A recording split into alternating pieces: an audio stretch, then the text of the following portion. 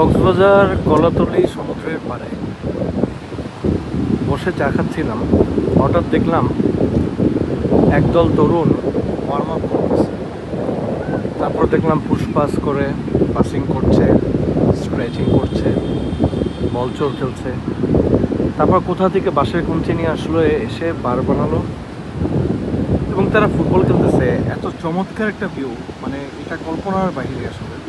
সমুদ্র, আকাশ এবং ফুটবল, এবং এরা যে খেলছে এরা খালি পায়ে খেলছে, কিন্তু প্রপার পাসিং ফুটবলটা এরা খুব চমৎকারভাবে করছে। আপনি দেখেন বলটা নিয়ে, বলটা রিলিজ যে করবে, এটা খুব চমৎকার, খুব চমৎকার। এটা টিকি টাকা বলেন, যাই বলেন, এদের পাসিং সেন্স এতটাই চমৎকার, আমি খুব অবাক হয়ে গেছি এদের খেলা দেখে। এবং এটা পরিপূর্ণ ফুটবল যেটাকে বলে, ট্যাকেল করছে, নাটমেক করছে, হ্যাঁ, থ্রু করছে, অ্যাসিস্ট করছে, সব কিছুই আছে এখানে। এবং তাদের মোটামুটি যা দেখলাম সবার পায়ে কাজ আছে।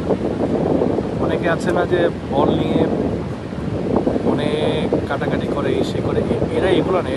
এরা এমনও আছে যে ওয়ান টাচে পাস করতেছে, ওয়ান টাচ, এবং প্রপার পাসিং ফুটবল খেলতেছে। জস, এই যে পাসিং করছে, খেলার সেন্স খুব সুন্দর, খুবই চমৎকার।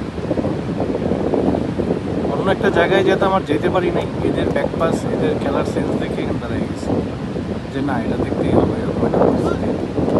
ওয়াও! এবং কি চমৎকারভাবে বল পায় রাখতেছে, মাশাআল্লাহ, খুব চমৎকার, খুব চমৎকার।